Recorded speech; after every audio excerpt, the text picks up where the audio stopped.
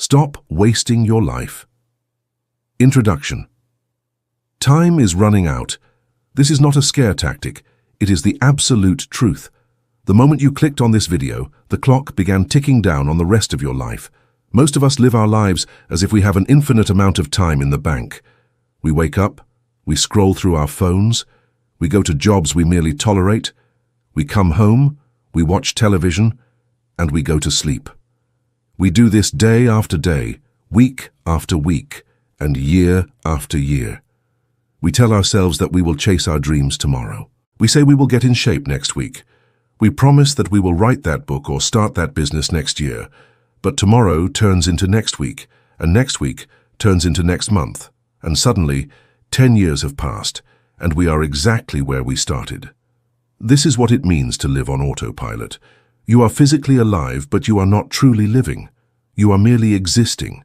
You are a spectator in your own life. This audiobook is your wake-up call. It is not about becoming a billionaire or living like a monk in the mountains. It is about waking up from the trance. It is about reclaiming the time you have left and using it to build a life that you are proud of. We will not use complicated academic language or boring definitions. We will speak the truth, plain and simple. We will look at why you feel stuck, why you cannot seem to focus, and exactly what you need to do to break free. The strategies you are about to hear are backed by psychology and real-world results, but they are useless if you just listen. You must act. You must decide right now that you are done wasting your life. Let us begin. Before we dive into the first chapter, I have a question for you. I want you to be honest with yourself and with this community. Scroll down to the comment section right now and answer this simple question. What is the one thing you know you should stop doing, but you keep doing it anyway? Is it scrolling on social media late at night? Is it eating junk food? Is it procrastination? Pause the audio for a second, go down and write your answer in the comments. Admitting it is the first step to fixing it. Chapter 1. The Dopamine Trap. You are not lazy. You might feel lazy. You might look at your messy room or your unfinished to-do list and think that you are just a lazy person who lacks willpower. But that is not the full truth. The truth is that you are overstimulated. You are living in a world that has been engineered to steal your attention, and right now, your brain is losing that battle. To understand why you are wasting your life, you first have to understand the chemical engine that drives your behavior. That engine is called dopamine. Dopamine is often called the pleasure molecule, but that is a misunderstanding. Dopamine is actually the molecule of desire. It is the chemical that your brain releases when it anticipates a reward. In the past, this was a survival mechanism. If our ancestors saw a berry bush, their brains released dopamine to motivate them to go pick the berries. If they saw a potential mate, dopamine drove them to pursue that connection. It was a system designed to keep us alive and help us reproduce. You had to work for your dopamine. You had to hunt, gather, build, or socialize to get that chemical reward. But today, the world is different. We have access to cheap, instant dopamine everywhere we look. You do not have to hunt for food. You can tap a button on your phone and a pizza arrives at your door. You do not have to build a relationship to feel a sense of connection. You can post a photo and get 100 likes in 10 minutes. You do not have to achieve something difficult to feel entertained. You can swipe through videos for 3 hours. This is the dopamine trap. Your brain is wired to seek the easiest path to a reward. Why would your brain want you to sit down and study for 4 hours, which is hard and boring, when it can get a hit of dopamine right now by checking Instagram? Your brain is logically choosing the path of least resistance. The problem is that this easy path leads to a miserable life. Let us look at the facts. A study conducted by Microsoft found that the average human attention span has dropped to 8 seconds. To put that in perspective, scientists believe a goldfish has an attention span of 9 seconds. We are losing our ability to focus because we have trained our brains to expect a new shiny object every few seconds. When you spend your days scrolling through short videos, you are bombarding your brain with rapid-fire dopamine hits.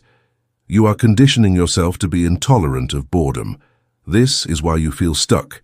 When you try to do something difficult, like working on a passion project or reading a book, your brain starts to panic. It screams at you that this is boring.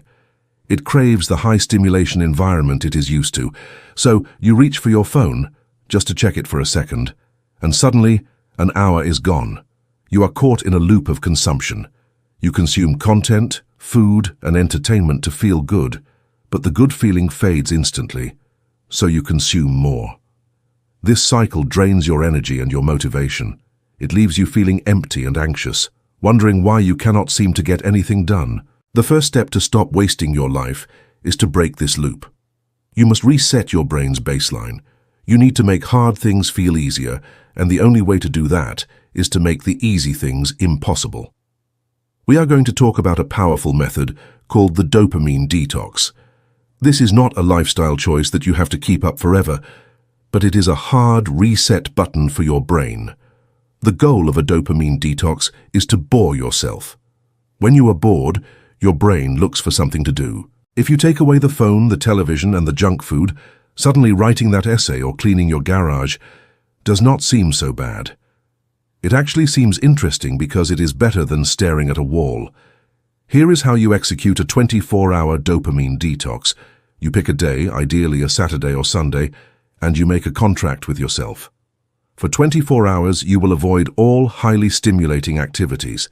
This means no phone, no computer, no video games, no movies, and no social media. It also means no junk food, no sugar, and no alcohol. You are stripping away all the artificial pleasures. You might be asking, what can I do then? You can do low dopamine activities. You can go for a walk. You can meditate. You can write in a journal. You can read a physical book. You can exercise. You can cook a healthy meal from scratch. Most importantly, you can sit alone with your thoughts. This will be uncomfortable. In fact, it will probably be painful. For the first few hours, you will feel an intense urge to check your phone. You will feel phantom vibrations in your pocket. You might feel irritable or anxious. This is normal. This is your brain throwing a tantrum because you cut off its supply of cheap dopamine. You must push through this discomfort. By the afternoon, you will notice something shifting. The fog in your head will start to clear. You will look at a tree and notice how green the leaves are. You will eat a simple apple and notice how sweet it tastes. When your brain is not being drowned in artificial stimulation, it begins to appreciate the simple things again. By the end of the 24 hours, you will feel a sense of calm and focus that you likely have not felt in years. You will realize that you do have the discipline to control your life. You just needed to clear the noise. But a detox is just the beginning.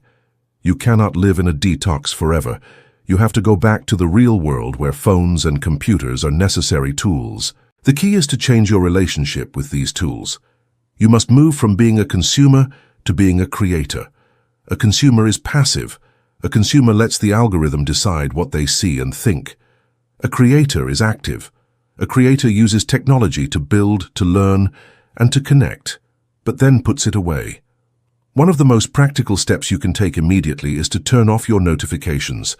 This sounds simple, but almost nobody does it. Every time your phone buzzes, it breaks your focus. Even if you do not look at it, your brain has been interrupted. It takes an average of 23 minutes to get back into a state of deep focus after an interruption. If your phone buzzes every 10 minutes, you are never truly focused. You are living your entire life in a state of fractured attention. Go into your settings right now. Turn off notifications for Instagram, for TikTok, for news apps, and for email. Keep notifications on only for essential things, like text messages and phone calls from family. You should check your apps when you decide to, not when the app demands your attention. Another powerful technique is to create physical friction. Human beings are lazy by nature.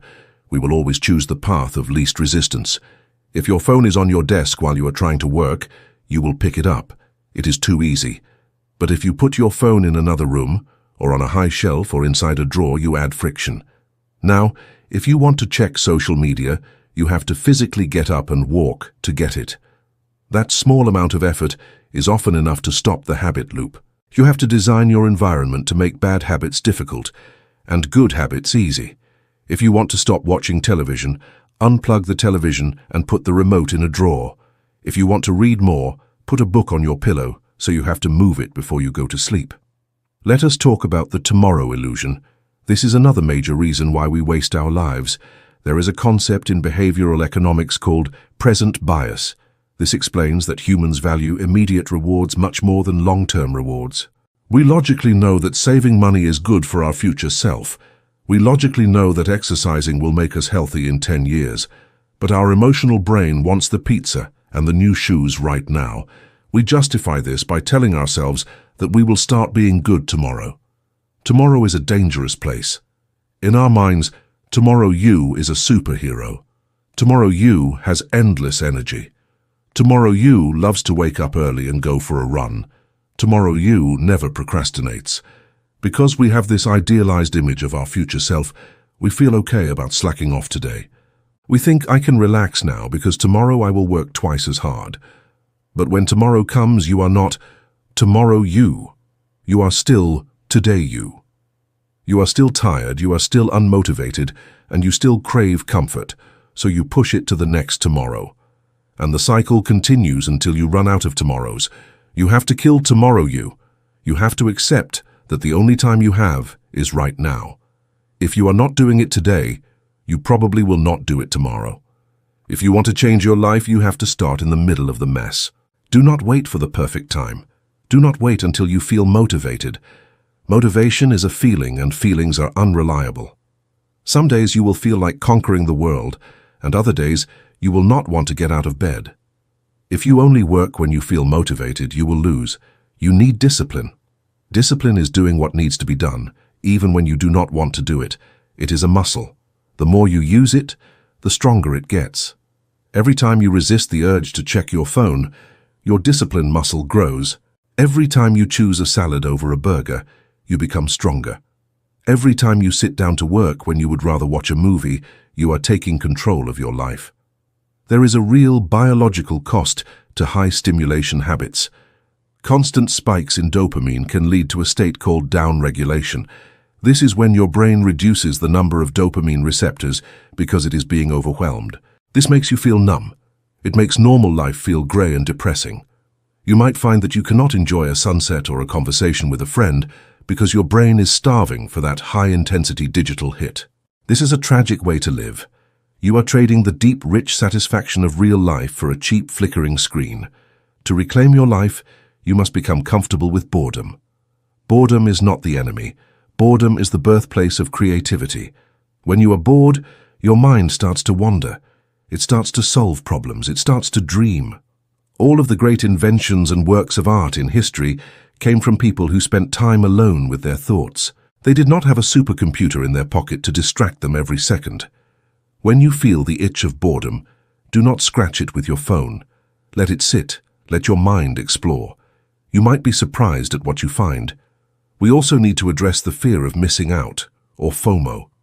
Many people waste hours on social media because they are afraid they will miss some important news, or a trend, or a joke. But ask yourself, does any of that really matter? If you missed a viral video, does your life get worse? If you did not see what your acquaintance from high school ate for lunch, are you less of a person? The answer is no.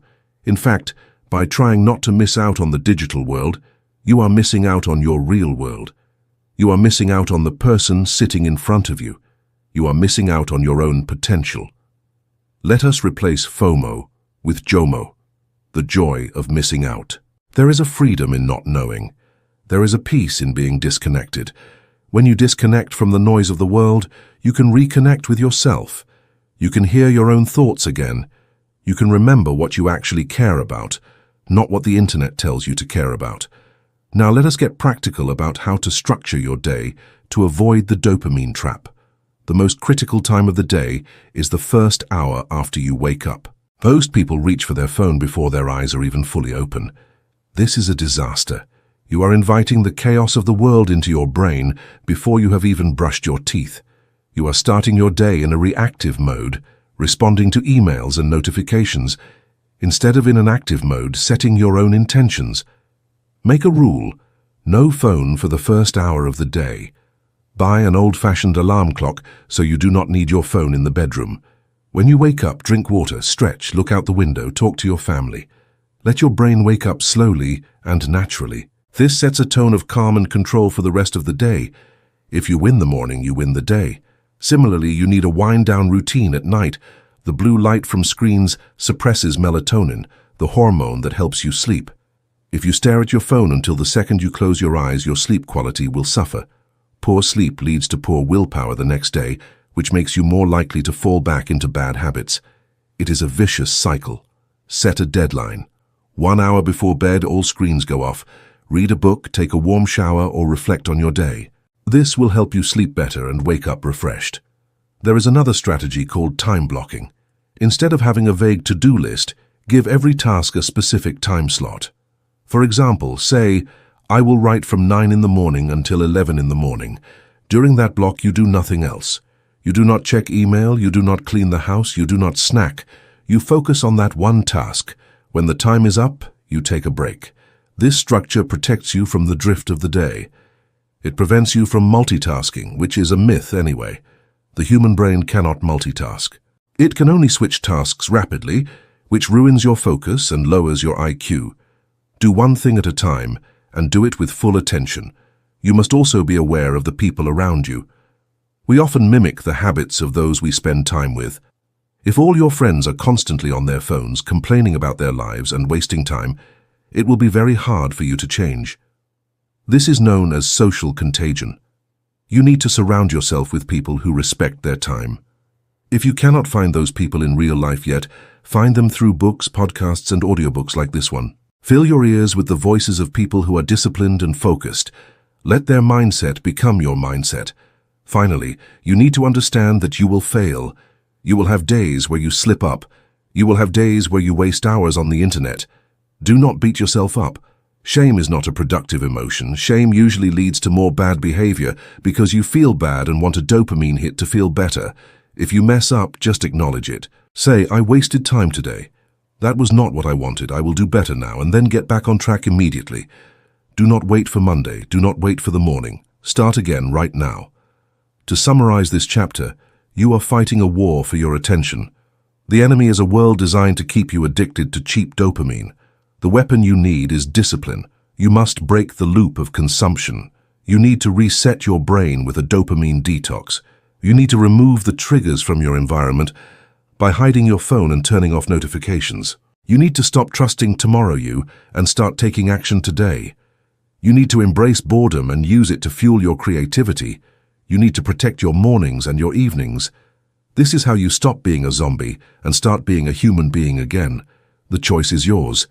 You can keep scrolling and let life pass you by, or you can look up, take a deep breath, and start building something real. The dopamine trap is strong, but you are stronger. You just have to decide to be free. Now that we have cleared the fog from your mind, we need to talk about what to do with that clarity. It is not enough to just stop wasting time. You have to start using time effectively. You need to learn the art of doing. In the next chapter, we are going to destroy procrastination once and for all.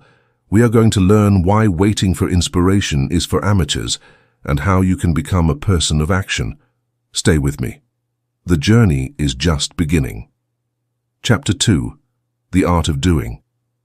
Procrastination is the grave in which opportunity is buried. We all know the feeling. You have a big project to do. Maybe it is starting a business, maybe it is writing a thesis, or maybe it is just cleaning out the garage. You know you need to do it. You know you will feel better once it is done, but you just cannot bring yourself to start. You sit there staring at the screen or the mess, and you feel a physical resistance. It feels like there is a wall between you and the task. So you decide to do something else. You decide to check your email. You decide to reorganize your desk. You decide to get a snack. You tell yourself that you are just preparing, but deep down you know you are hiding. We often think that procrastination is a time management problem. We think that if we just had a better calendar app or a better planner, we would stop procrastinating. But psychologists tell us that procrastination is not about time management. It is about emotion management. We procrastinate because the task makes us feel something negative. Maybe it makes us feel bored. Maybe it makes us feel incompetent or afraid of failure. To avoid those negative feelings, our brain directs us towards something that makes us feel good immediately, like watching a funny video. It is a defense mechanism. Your brain is trying to protect you from stress. The problem, of course, is that this protection is temporary. The task does not go away. It sits there growing bigger and scarier in your mind. The guilt builds up. The anxiety increases. And eventually, you are forced to do the task in a panic at the last minute, doing a poor job and hating every second of it. This is a painful way to live.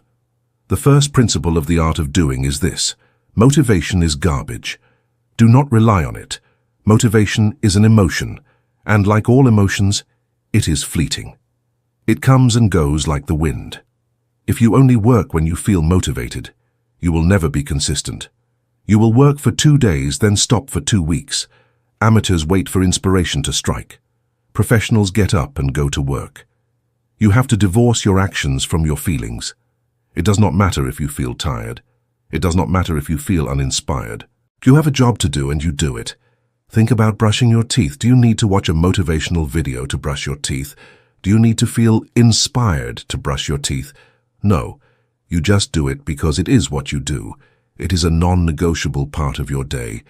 You need to treat your goals with the same attitude. Working on your business is not a special event. It is just what you do. Going to the gym is not a heroic act. It is just hygiene for your body. But how do you start when the resistance feels overwhelming? The secret is to make the barrier to entry so low that you cannot say no. This is called the 5-minute rule. Tell yourself, I will do this task for just 5 minutes. If I want to stop after 5 minutes, I can. Anyone can do 5 minutes. 5 minutes is nothing. Your brain does not panic at the idea of 5 minutes. But here is the magic. Once you start, you will almost certainly keep going. There is a psychological phenomenon called the Zeigarnik effect. It states that the human brain dislikes unfinished tasks. Once you open a loop, your brain wants to close it. The hardest part of any workout is putting on your shoes. The hardest part of writing is typing the first sentence. The friction is all at the beginning. Once you are in motion, staying in motion is easy. It is basic physics. An object at rest tends to stay at rest. An object in motion tends to stay in motion. You just need that little push to overcome the initial inertia. Another major cause of inaction is analysis paralysis. This happens when you overthink a problem to the point where you cannot make a decision. You want everything to be perfect before you start. You spend weeks researching the best camera before starting your YouTube channel. You spend months picking the perfect font for your website. You read 10 books on investing, but never actually buy a stock. This is fear masquerading as productivity. You feel like you are working because you are thinking about the work, but you are actually stalling.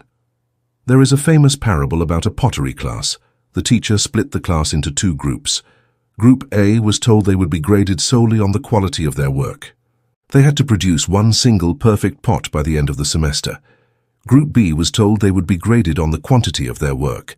They just had to make 50 pounds of pots, regardless of how they looked. The result was fascinating.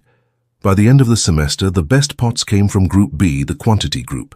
Why? Because while Group A was sitting around theorizing about the perfect pot and paralyzed by the fear of making a mistake, Group B was getting their hands dirty. They were making pot after pot.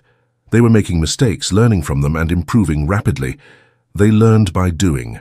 Group A did not learn anything. They just stressed out. The lesson is simple.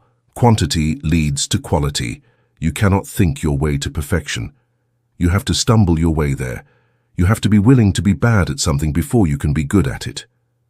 Your first video will be terrible. Your first article will be boring. Your first sales call will be awkward. That is the price of entry. Accept it. Embrace the suck. The only way to fail is to stand still. We also need to talk about the compound interest of habits. We often think that to change our lives, we need to take massive radical action. We think we need to quit our jobs, move to a new country, and change everything at once. But radical changes rarely stick. The brain hates drastic change. It views it as a threat. The most effective way to change is through small incremental improvements. If you improve by just 1% every day mathematically, you will be 37 times better by the end of the year. 1% is invisible in the moment. You do not see your body change after one workout. You do not see your bank account grow after saving $5. But over time, these small actions compound into massive results. Conversely, if you get 1% worse every day, you degrade down to nearly 0. This requires patience. We live in an instant gratification society.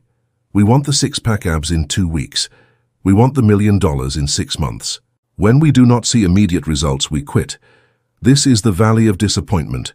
It is that period of time where you are putting in the work, but not seeing the reward yet.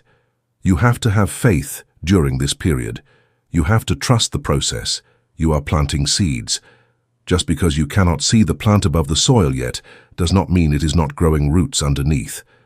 To help you focus on what really matters, let us look at a strategy used by Warren Buffett, one of the most successful investors in history. The story goes that he asked his pilot to write down his top 25 career goals. Then he asked him to circle the top 5. The pilot said, "Okay, I will focus on these top 5, and I will work on the other 20 when I have spare time." Buffett replied, "No, you have it wrong. The other 20 are your enemies. You must avoid them at all costs. They are the distractions that will keep you from achieving the top 5. We all have too many goals. We want to learn Spanish and learn to code and train for a marathon and start a blog and renovate the house. When you try to do everything, you do nothing. Energy is finite. If you spread your energy across 25 things, you will make 1 millimeter of progress in 25 directions. You will remain in the same spot. But if you focus all that energy on one thing, you will make a mile of progress in one direction. You have to be ruthless. You have to say no to good opportunities so you can say yes to great ones.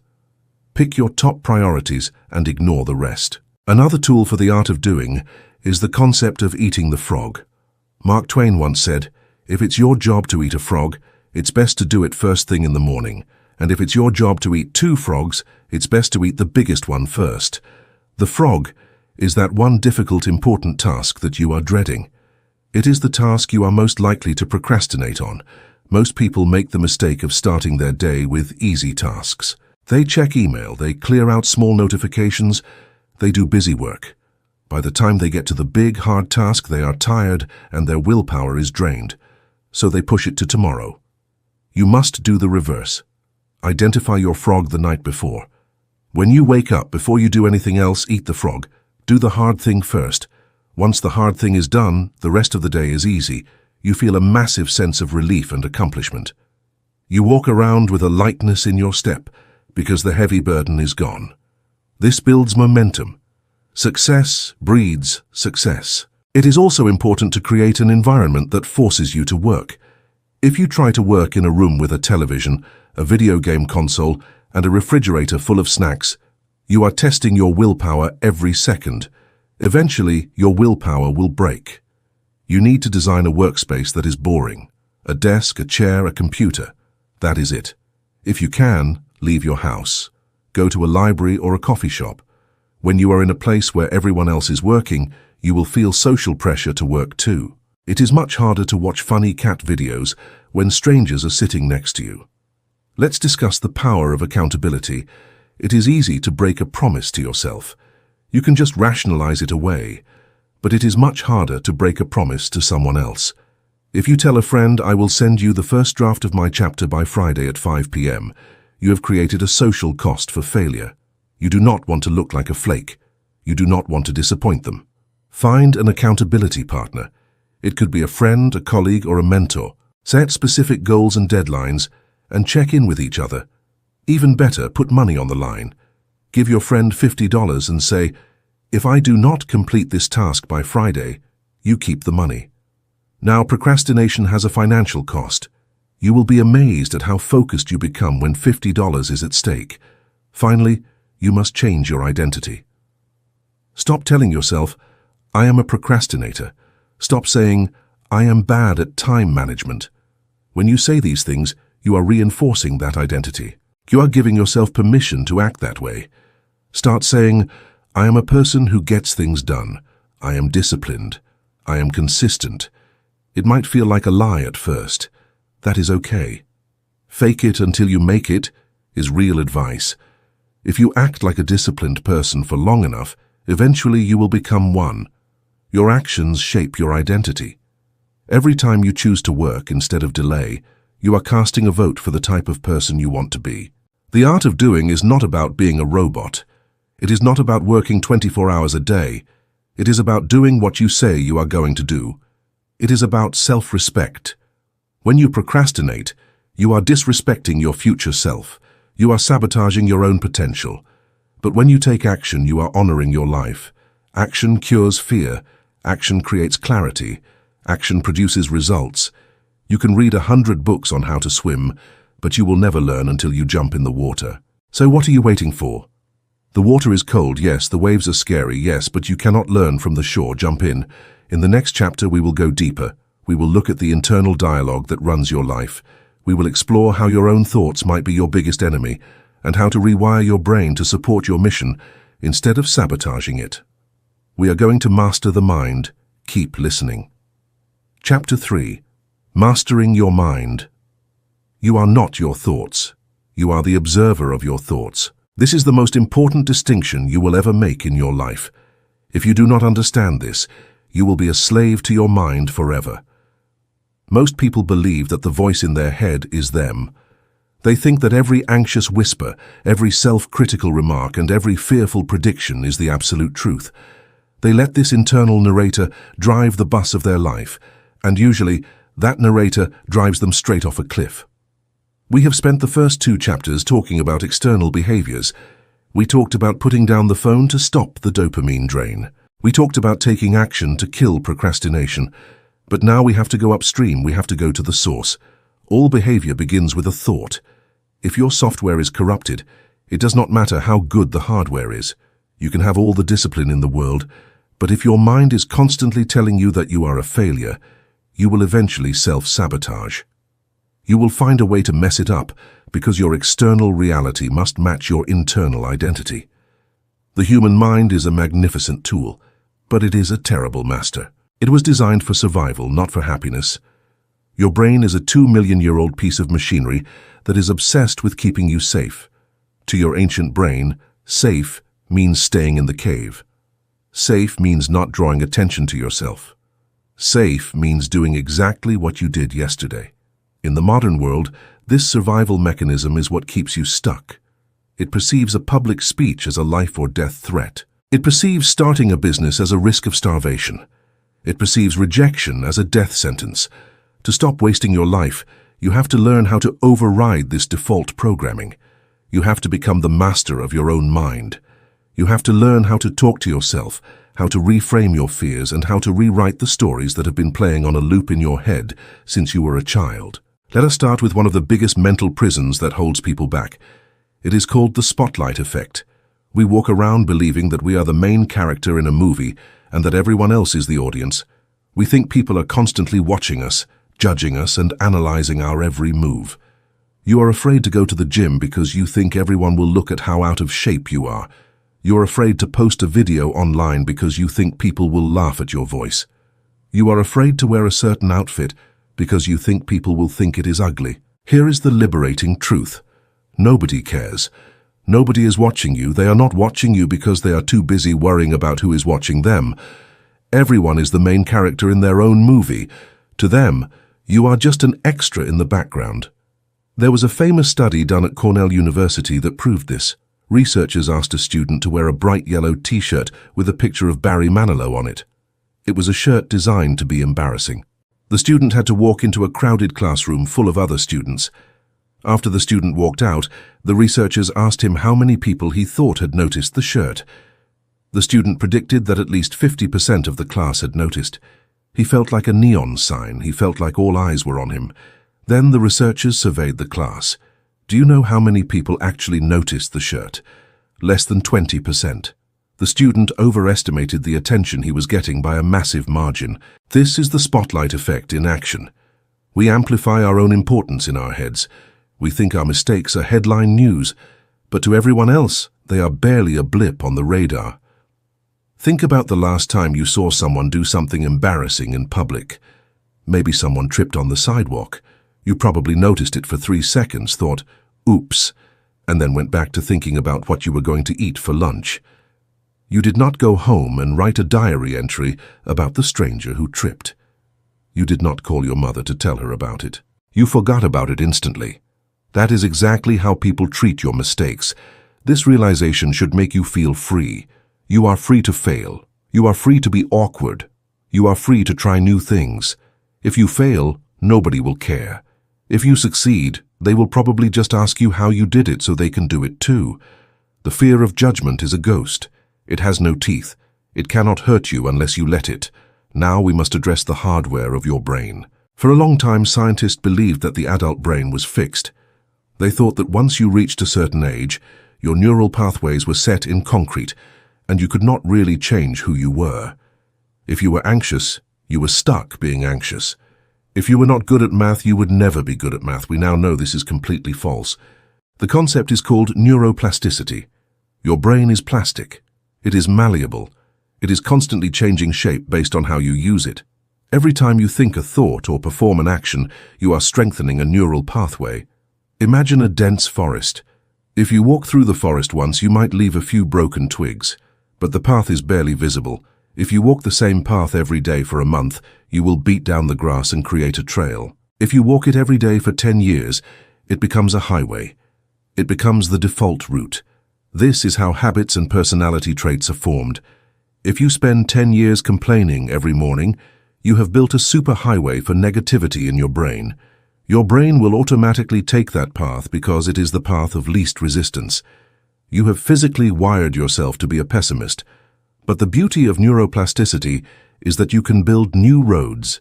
This brings us to the research of Carol Dweck and the difference between a fixed mindset and a growth mindset. People with a fixed mindset believe that their qualities are carved in stone. They say things like, "I am not a creative person," or "I am just bad with money." They believe talent is something you are born with. Because of this, they avoid challenges. If they try something and fail, they interpret it as proof that they are not smart or capable. Failure defines them. People with a growth mindset believe that their basic abilities can be developed through dedication and hard work. They do not say, "I am bad at this." They say, "I am not good at this yet." That little three-letter word, yet, changes everything. It opens the door to the future. It acknowledges that the current state is temporary. When a person with a growth mindset fails, they do not see it as a lack of intelligence. They see it as a lack of experience. They see it as data. They think, okay, that didn't work, I need to try a different strategy. You must adopt a growth mindset if you want to stop wasting your life. You have to understand that struggle is not a sign that you are failing. It is a sign that you are learning. When you are lifting weights and your muscles start to burn, that is not a sign that you should stop. That is a sign that the muscle is breaking down so it can rebuild stronger. The same is true for your brain. The feeling of confusion, the feeling of mental strain when you are learning a new skill, that is the feeling of your neurons connecting. That is the feeling of getting smarter. If you never feel that strain, you are not growing. You are stagnating. Let us talk about the stories you tell yourself. We are all storytellers. We are constantly narrating our lives. Why does this always happen to me? I'm so unlucky. I'll never get ahead. These stories become self-fulfilling prophecies. Psychologists talk about a concept called the locus of control. This refers to the extent to which you believe you have power over the events in your life. People with an external locus of control believe that life happens to them. They believe they are victims of circumstance.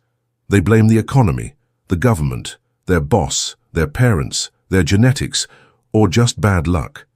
They say, "I can't save money because wages are too low. I can't get in shape because my family has slow metabolism."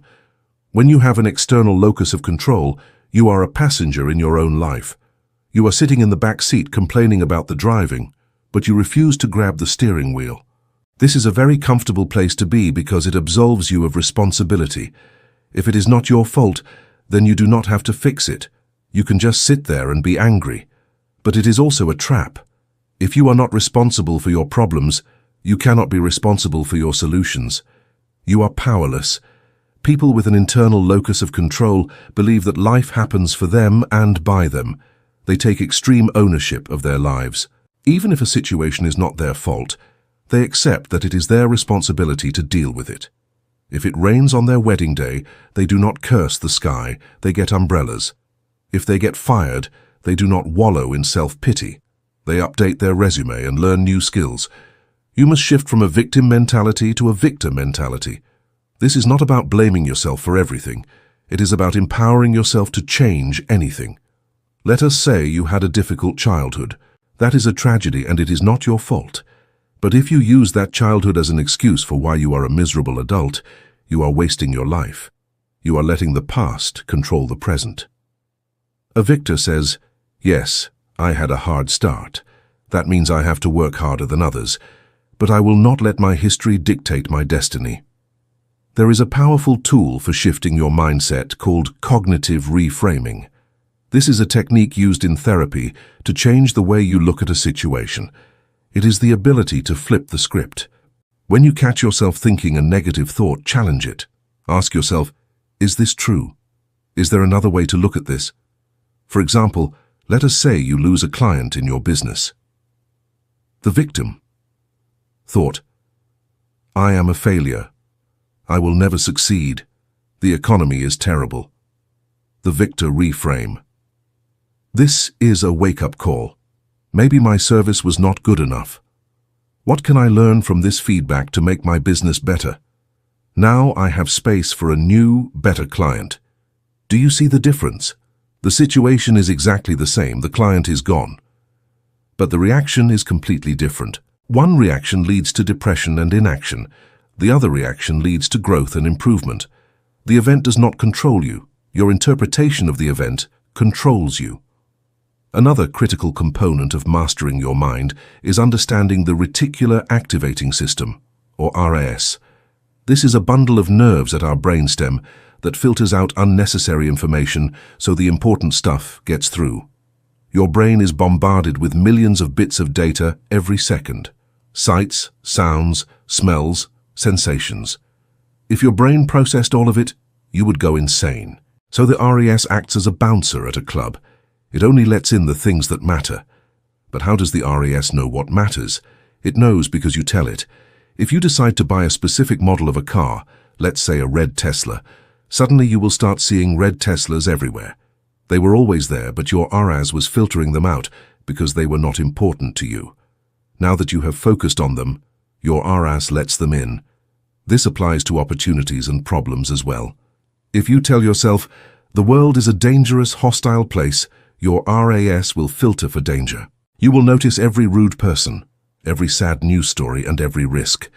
You will find proof that you are right. But if you tell yourself, "The world is full of opportunity," your RAS will start to show you opportunities. You will notice the help wanted sign. You will hear the conversation at the coffee shop that leads to a new connection.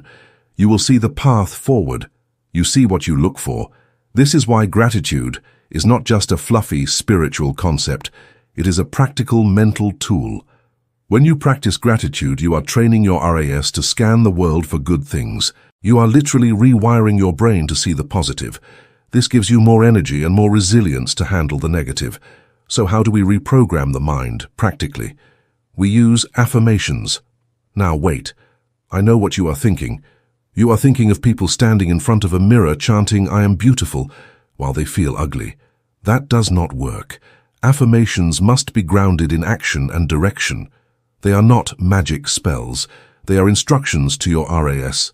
You need to create identity-based affirmations. Instead of saying, "I want to be rich," say, "I am a person who creates value." Instead of saying, "I want to lose weight," say, "I am an athlete. I treat my body with respect." When you state these things in the present tense, you create cognitive dissonance. Your brain sees a gap between who you say you are and what you are doing.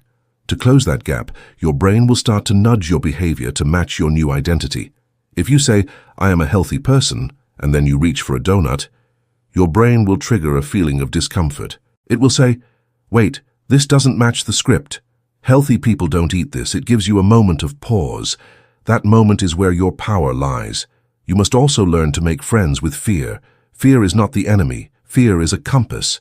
In our modern, comfortable lives, we rarely face physical danger. We are not running from lions, so our fear response attaches itself to emotional risks. We feel fear when we are about to do something important. We feel fear when we are about to grow. Stephen Pressfield, in his book The War of Art, talks about resistance. He says that the more important a call or action is to our soul's evolution, the more resistance we will feel toward pursuing it. If you are terrified of writing that book, it is because you care about it. If you were not afraid, it would mean it did not matter. So when you feel fear, do not run away. Lean into it. Interpret the physical sensations of fear, the racing heart, the sweaty palms, not as anxiety, but as excitement. Biologically, anxiety and excitement are almost identical. The only difference is the story you tell yourself. If you say, "I am nervous," you perform poorly. If you say, "I am excited," you perform better. Tell yourself that your body is just preparing you for peak performance. It is giving you energy. We must also discuss the company you keep in your own head. You spend more time with yourself than with anyone else. If you spoke to your friends the way you speak to yourself, you would have no friends. Why are you so harsh? Why do you beat yourself up for every mistake? Self-flagellation is not a strategy for success. It is a strategy for burnout. Imagine a coach who screams at his players, tells them they are worthless, and points out every flaw without offering a solution. The players will eventually quit or revolt. Now imagine a coach who is firm but encouraging. He points out the mistake, explains how to fix it, and reminds the player of their potential. That is the voice you need to cultivate. When you mess up, be a good coach to yourself. Say, "Okay, that was a bad decision. Why did I make it? I was tired. Okay, next time I will get more sleep so I can make better decisions. Let's move on." This is called self-compassion. Studies show that people who practice self-compassion are actually more disciplined and ambitious than people who are self-critical. Why? Because they are not afraid of failure. They know that if they fail, they will not be attacked by their inner bully. They will be supported. This makes them willing to take bigger risks. You also need to declutter your mind. Just as you decluttered your digital life in Chapter 1, you need to declutter your mental space. We hold on to so many grudges, regrets, and worries that do not serve us. Holding on to anger is like drinking poison and expecting the other person to die. It only hurts you. Forgiveness is not about saying what the other person did was okay. It is about freeing yourself from the burden of carrying it. Let it go. Not for them, but for you. You need that mental energy for your mission. Meditation is the practice of decluttering. It is not about stopping your thoughts. It is about stepping back and watching them pass like cars on a highway. It is the practice of noticing when your mind has wandered and bringing it back to the present. That act of bringing it back is a bicep curl for your brain. It builds focus. It builds the ability to choose where you place your attention. Let us go deeper into the concept of imposter syndrome. This is the feeling that you are a fraud, that you don't belong in the room, and that at any moment someone is going to stand up and expose you. High achievers feel this the most.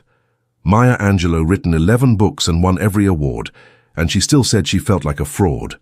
Albert Einstein felt it. If they felt it, you are in good company. Imposter syndrome happens when you compare your internal blooper reel to everyone else's highlight reel. You know all your own doubts, fears, and mistakes, but you only see the polished exterior of other people. You assume they have it all figured out. They don't. Everyone is figuring it out as they go. Everyone is winging it to some degree. The CEO, the celebrity, the expert, they are all just people doing their best. Stop putting them on a pedestal and stop putting yourself in a pit. You belong in the room because you are in the room. If you are there, you have an opportunity to learn and contribute. Your mind is a garden. If you do not plant flowers, weeds will grow automatically. You do not have to try to grow weeds. They just happen. Negativity is a weed. Fear is a weed. You have to actively plant the seeds of positivity, ambition, and courage. You have to water them every day. You have to pull the weeds when you see them. This is a daily practice. You do not go to the gym once and stay fit forever. You do not fix your mindset once and stay positive forever. You have to do the work every single day. Start your day by priming your mind.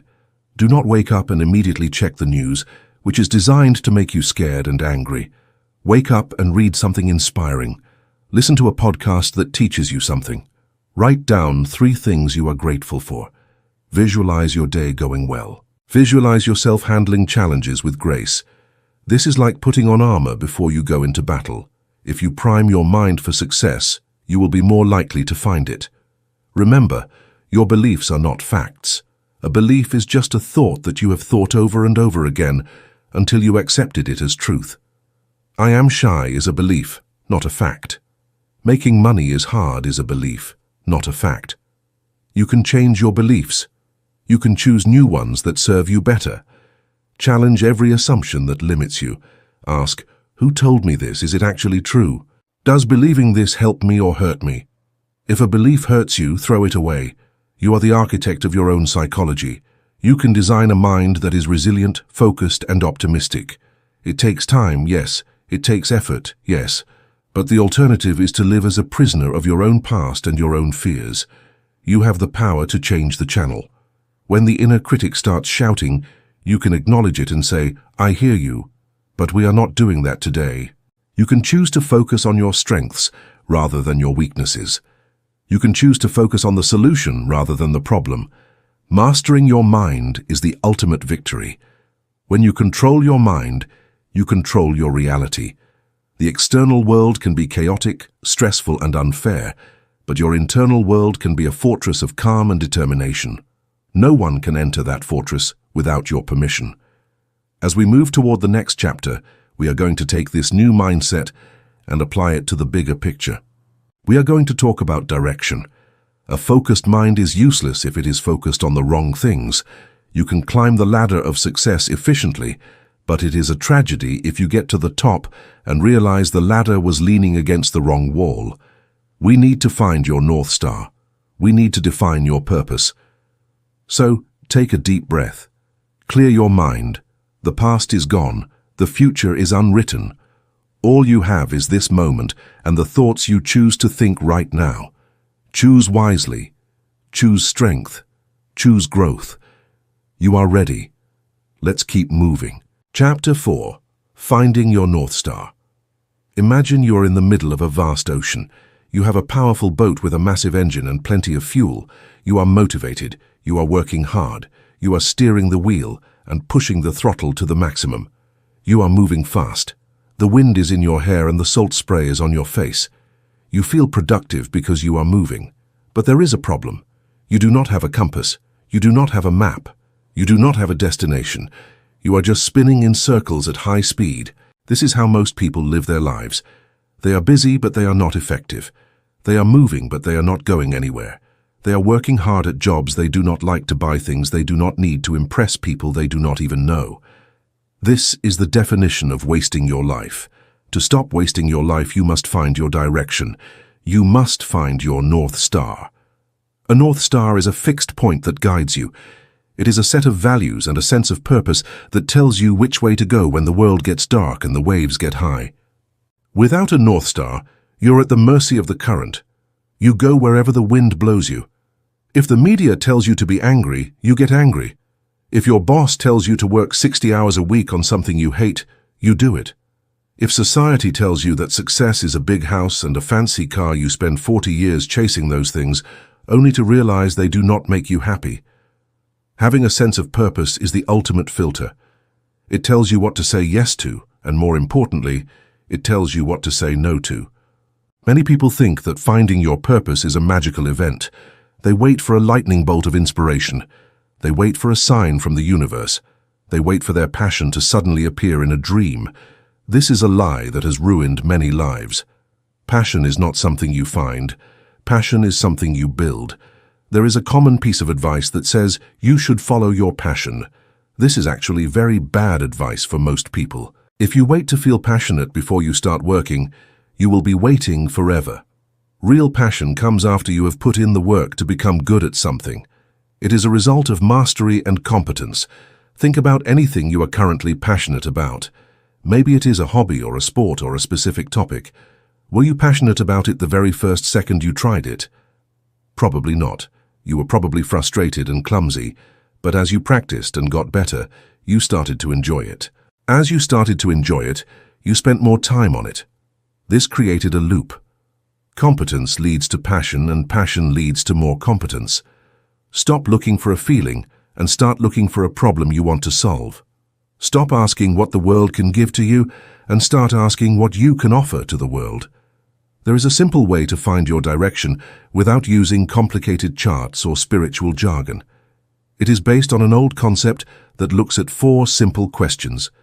First, ask yourself, what do you love? What are the things that make you lose track of time? What would you do even if you were not being paid for it? Second, ask yourself, what are you good at? What are your natural talents? What do people often ask you for help with? Third, ask yourself, what does the world need? What problems do you see in your community or in the world that bother you? Fourth, ask yourself, what can you be paid for? We live in a physical world, and you need resources to survive and grow.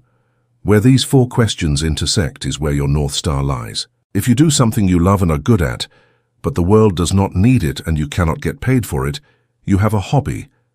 That is fine for your free time, but it is not a life mission. If you do something you can get paid for, and the world needs it, but you are not good at it and do not love it, you will be stressed and miserable. You will be a drone. The goal is to move closer to the center of those four circles every single day. It might take years to find the perfect balance, but the search itself gives your life meaning. Another massive part of finding your direction is auditing your environment. We like to think that we are independent thinkers, but the truth is that we are social creatures. We are heavily influenced by the people around us. There is a famous saying that you are the average of the 5 people you spend the most time with. This is not just a motivational quote. It is backed by science. There is a concept called social contagion. Researchers from Harvard and the University of California studied thousands of people over 30 years. They found that habits like smoking and even feelings like happiness or depression spread through social networks like a virus. If your best friend becomes obese, you are 57% more likely to become obese. If your friends are constantly complaining and wasting their time on low-value activities, you will eventually start doing the same thing. You will pick up their language, their attitudes, and their limitations. If you want to stop wasting your life, you have to be ruthless about who you allow in your inner circle. You do not have to be mean, but you do have to be intentional. Do your friends push you to be better? Do they challenge your ideas? Do they celebrate your wins? Or do they pull you down to their level because your growth makes them feel insecure? If you are the smartest and most disciplined person in your circle, you are in the wrong circle. You need to find people who are ahead of you. You need to find people who make you feel a little bit uncomfortable because they are doing so much more with their lives than you are. That discomfort is the feeling of your horizons expanding. If you cannot find these people in your physical neighborhood, yet do not worry. We live in the age of the internet. You can choose your circle through the books you read, the podcasts you listen to, and the videos you watch. You can spend your mornings with the greatest thinkers in history. You can spend your afternoons learning from the most successful entrepreneurs in the world. Fill your ears and your mind with the voices of people who have a clear North Star. Let their clarity wash away your confusion. To find your direction, you also have to master the art of essentialism. Essentialism is the disciplined pursuit of less. It is about doing fewer things but doing them better. We waste our lives by saying yes to too many things. We say yes to every social invitation. We say yes to every favor someone asks of us. We say yes to every new distraction that comes our way. We think that by doing everything we are being productive. But as we discussed earlier, if you move 1 millimeter in 100 different directions, you are still basically in the same place. You have to learn to say no. No is a powerful word. It is a protective shield for your time and energy. Every time you say yes to something that does not align with your North Star, you are saying no to your purpose. If you say yes to a 2-hour meeting that could have been an email, you are saying no to 2 hours of deep work on your dream. If you say yes to a toxic person, you are saying no to your peace of mind. You must become a gatekeeper. You must protect your time as if it were your most valuable asset, because it is. You can always make more money, but you can never make more time. A great rule for decision-making is the concept of hell, yeah or no. When an opportunity comes your way, ask yourself if you feel an immediate and intense excitement about it. If the answer is not a hell yeah, then the answer should be a no. Most of us live in the land of maybe and kind of. We do things because we feel we should or because we do not want to be rude. This clutters our lives with mediocrity. Clear the clutter. Only do the things that truly matter. Only do the things that move the needle. We must also talk about the difference between values and goals. Goals are specific destinations. You want to lose 20 pounds. You want to earn $100,000. You want to get a promotion. Goals are great for motivation, but they have a flaw. Once you achieve a goal, the motivation disappears. Many people reach their goals and then fall into a depression because they do not know what to do next. Values are different. Values are directions. Values are never finished. If your value is health, you are never done being healthy. If your value is being a lifelong learner, you are never done learning. Your North Star should be based on values. If you base your life on achieving specific goals, you will always be chasing the next high. But if you base your life on living out your values, you can find satisfaction in the process itself. You can find joy in the daily grind because the grind is a reflection of who you are. Ask yourself what you want to stand for. Do you want to stand for integrity? Do you want to stand for courage? Do you want to stand for service? When you know your values, your decisions become much easier. When a situation arises, you simply ask yourself, which path aligns with my values? The answer is usually obvious. One of the most powerful exercises you can do to find your North Star is the funeral test. This sounds dark, but it is incredibly clarifying. Imagine you're at your own funeral. You're looking down at your casket and you see your friends and family gathered there. One by one, they stand up to give a speech about you. What do you want them to say? Do you want them to say that you watched a lot of television? Do you want them to say that you always had the latest phone? Do you want them to say that you were very good at following the rules and never taking risks? Or do you want them to say that you were a person of character? Do you want them to say that you made their lives better? Do you want them to say that you chased your dreams and inspired others to do the same? Write down the speech you want people to give at your funeral. Be specific. Write about the impact you had and the kind of person you were. This speech is your ultimate North Star. Now look at your life today. Look at how you spent your time yesterday. Does your current behavior lead to that speech? If it does not, then you are wasting your life. You are heading toward a destination you do not actually want to reach. The good news is that as long as you are breathing, you can change the script. You can start living the life that leads to the legacy you want to leave behind. Finding your purpose also requires a high degree of self-awareness. You need to know your own strengths and weaknesses. You need to know what drains your energy and what gives you energy. This is why spending time alone is so important. In our noisy world, we are constantly being told who we should be. We are bombarded with images of what a successful life looks like. It takes effort to quiet those outside voices so you can hear your own. Journaling is a great tool for this. When you write your thoughts down on paper, you can see patterns. You can see what you are truly worried about and what you are truly excited about. You can see where you are lying to yourself. Be honest about your natural inclinations. We are often told that we can be anything we want to be. This is well-meaning, but it is not entirely true. A fish cannot be a bird, and a bird cannot be a fish. We all have a certain biological and psychological makeup. You have natural strengths that are unique to you. Your purpose will almost always involve using those strengths to solve a problem. Stop trying to fix your weaknesses and start doubling down on your strengths. If you are a great communicator but bad at details, do not spend 10 years trying to be an accountant. Find a mission where communication is the key and hire an accountant to help you. The world does not need more well-rounded people who are mediocre at everything. The world needs specialists who are exceptional at one thing. As you find your direction, you will encounter resistance. The world does not always want you to change. When you start living with purpose, you will make other people feel uncomfortable. Your growth will shine a light on their stagnation. They might try to pull you back. They might tell you that you are being unrealistic or that you have changed. They are right. You have changed. You have decided to stop wasting your life. Do not let their fear stop your progress. Keep your eyes on your North Star. Remember that direction is more important than speed. It does not matter how slowly you go, as long as you do not stop, and as long as you are headed the right way. A person who walks 1 mile in the right direction is much further ahead than a person who runs 10 miles in the wrong direction. Be patient with yourself. Finding your life's work is a marathon, not a sprint. There will be seasons of life where your purpose is just to survive and learn. There will be seasons where your purpose is to build. There will be seasons where your purpose is to give back. All of it is part of the journey. One of the greatest killers of purpose is the pursuit of comfort.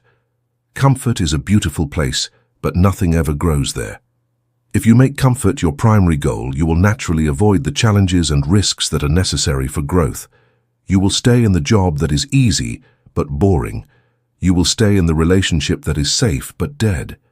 You will avoid the difficult conversations and the hard work. To find your North Star, you must be willing to be uncomfortable. You must be willing to be the person who stands out. You must be willing to fail and be embarrassed. Think of your life as a grand adventure. Every adventure has a goal, and every adventure has obstacles. If there were no obstacles, it would not be an adventure, it would just be a stroll. The obstacles are what make the story worth telling.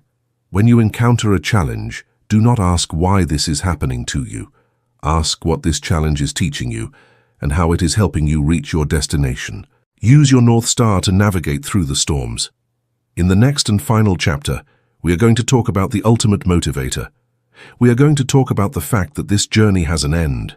We are going to look at death not as a tragedy, but as a deadline that gives our life its value. We are going to learn how to live with an awareness of our own mortality so that we never waste another second. You have your direction. You have your mindset. You have your actions. Now let us look at the clock. The end is coming, and that is the best news you have ever heard. Stay with me for the final step. Chapter 5. The End Game. We have arrived at the most difficult part of this journey. We have talked about your brain and your habits and your purpose, but now we have to talk about the one thing that everyone knows is coming, but nobody wants to discuss. We have to talk about the end. We have to talk about the fact that your life is a finite resource. You are not an infinite being. You are a biological entity with a clear expiration date. This chapter is called The End Game because it is about the finality of your existence and how that finality is the greatest tool you have to stop wasting your time. Most people view the thought of death as something negative or depressing. They avoid hospitals. They do not like to think about aging. They look away when they see a funeral procession. We live in a culture that is obsessed with youth and staying busy so that we never have to face the silence of our own mortality. But this avoidance is a mistake. When you avoid the reality of death, you also avoid the urgency of life. When you act as if you have forever, you treat your time as if it has no value. You spend hours doing things that do not matter because you think you can always do the things that do matter later. But there will come a day when there is no more later. There is an ancient practice used by the greatest thinkers in history called memento mori. In the Latin language, this means remember that you must die.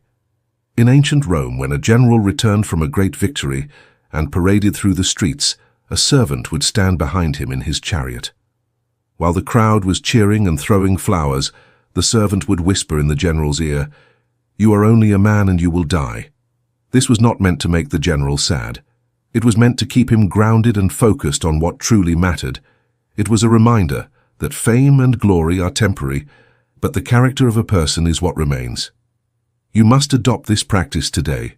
You need to stop hiding from the end and start using it as a source of power. When you realize that your time is running out, you stop worrying about small things. You stop caring about what people think of your hair or your car or your job title. You start focusing on the quality of your experiences and the depth of your relationships. You start living with a sense of mission because you know you only have one shot at this. Let us look at the math of your life. The average human being lives for about 4,000 weeks. That is not a very big number. If you are 20 years old, you have already used about 1,000 of those weeks. If you are 40 years old, you have used 2,000. If you are 60 years old, you only have about 1,000 weeks left if you are lucky. Imagine you had a jar filled with 4,000 marbles. Every Sunday you take one marble out and throw it away. You can never get that marble back. That is your life. Looking at it this way changes the way you view a Tuesday afternoon.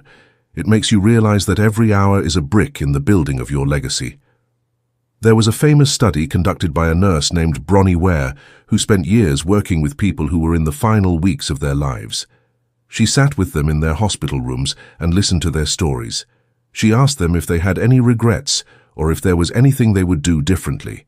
She found that almost everyone had the same 5 regrets. These are not guesses.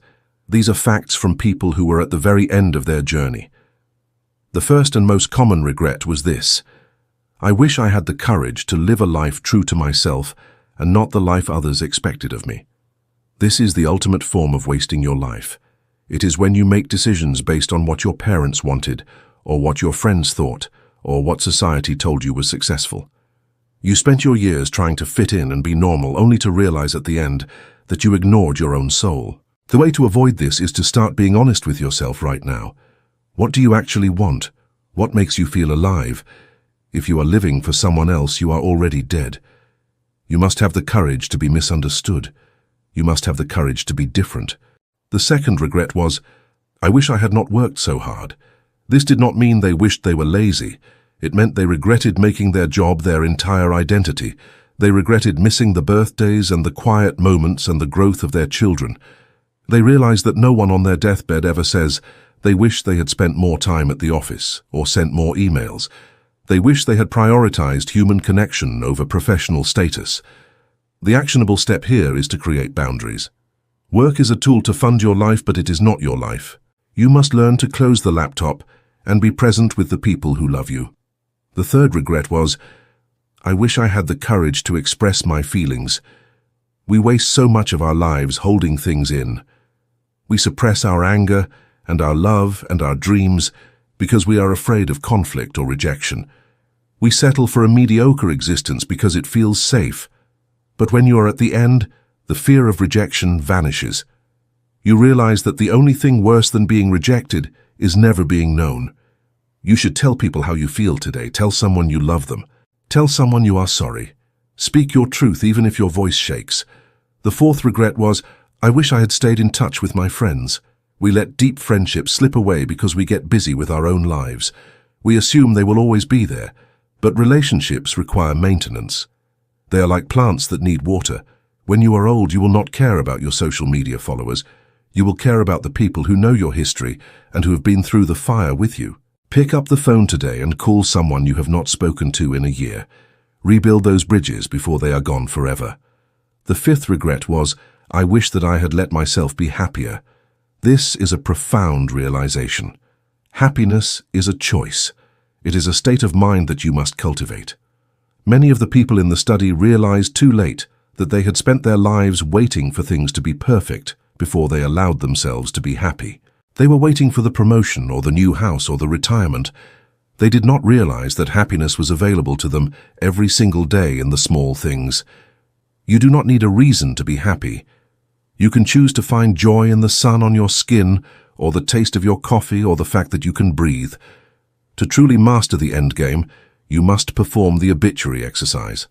I want you to sit down in a quiet room and write your own obituary. Write it as if you died today. What would it say? Would it say that you were a hard worker who watched a lot of movies? Or would it say that you were a person who touched lives and chased big ideas? Now write a second obituary. Write the one you want to have when you are 90 years old. Write about the adventures you had, and the love you shared, and the obstacles you overcame. The gap between those two stories is your to-do list for the rest of your life. Every day you wake up, you are either writing the first version or the second version. We also need to talk about the concept of your digital legacy. In our modern world, a lot of our life is spent in a digital space. We leave behind photos and posts and comments. Ask yourself if your digital footprint is a waste of space. Are you contributing something positive to the world? Are you sharing knowledge or beauty? Or are you just adding to the noise and the anger?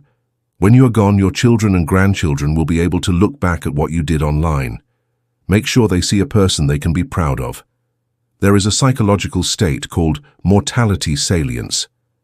This is when a person is made aware of their death.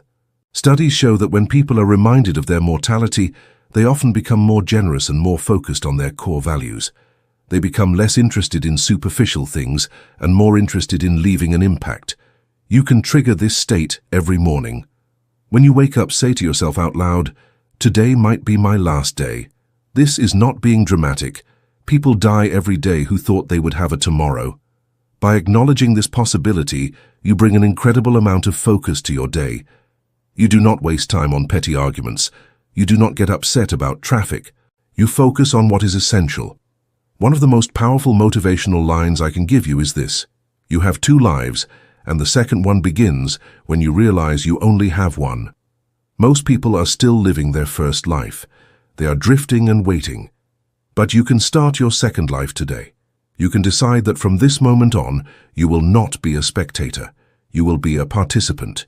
You will take the risks. You will do the work. You will love with everything you have. Let us discuss the actionable step of the bucket list, but we are going to do it differently.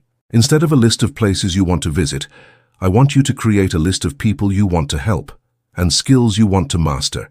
Experiences are great, but impact is better. What can you build that will outlive you? Maybe it is a business that provides jobs. Maybe it is a book that helps people. Maybe it is raising children who are kind and strong. This is how you achieve a form of immortality. You live on through the influence you have on others. You must also learn to say goodbye to your past self. We often waste our lives trying to fix our past mistakes or mourning the person we used to be. You cannot change what happened 5 years ago. You cannot change what happened 5 minutes ago. The only time that exists is now. Forgive yourself for the time you have wasted. Do not waste more time feeling guilty about the time you already wasted.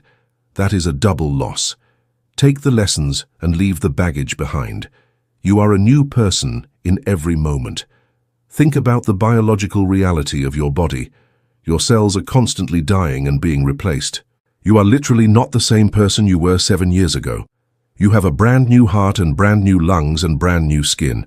If your body can reinvent itself, why can't your mind? Why can't your life? You are not stuck in your old patterns unless you choose to be. You have the biological and psychological capacity to change everything starting right now. As you move forward, I want you to remember the power of legacy. A legacy is not something you leave behind. It is something you build every day. Every interaction you have is a part of your legacy. The way you treat the cashier at the grocery store, the way you talk to your partner after a long day, the way you handle a setback at work. These are the things that people will remember. These are the things that define the quality of your existence. Stop waiting for a big moment to be great. Be great in the small moments. The end of this audiobook is not the end of the story. It is the beginning of your new life. You have the tools. You understand the dopamine trap and how to avoid it. You know the art of doing and how to crush procrastination. You have mastered your mind and rewritten your internal dialogue. You have found your North Star and chosen your direction. And now you have looked at the end of the road and realized that the clock is ticking. There is a fire inside of you that has been waiting for this moment. It is the fire of your potential. It is the fire of your ambition. Do not let it go out. Feed it with action. Feed it with discipline. Feed it with courage. The world does not need more people who are just getting by. The world needs people who are fully alive. The world needs people who have stopped wasting their lives and started building something beautiful. You are going to face challenges. You are going to feel tired. You are going to have moments where you want to go back to the comfort of the couch and the screen. In those moments, I want you to remember the 4,000 weeks. I want you to remember the marbles in the jar. I want you to remember that every second you spend in fear is a second you are not spending in love or creation. Every second you spend complaining is a second you are not spending in gratitude. This is your life. It is your only life. It belongs to you and no one else. You have the power to make it a masterpiece. You have the power to make it a story worth telling. Do not settle for a boring life. Do not settle for a small life. Reach for the highest version of yourself. Be the hero of your own journey. As we close this book, I want you to take a deep breath. Feel the air in your lungs. Feel the blood in your veins. That is the feeling of opportunity. That is the feeling of being alive. You are here, you are present, you are ready. Go out into the world and show us what you can do. Stop waiting, stop planning, stop wishing, start doing, start living, start now. If you have stayed with me until the very end of this journey, it shows that you are serious about changing your path. This community is here to support you in every step you take toward your best self.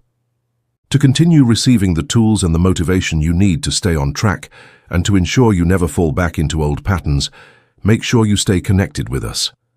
Join the Audio Waves family by clicking the button to receive our weekly sessions. Your growth is our mission, and we are honored to be a part of your story. Now go out there and make today count.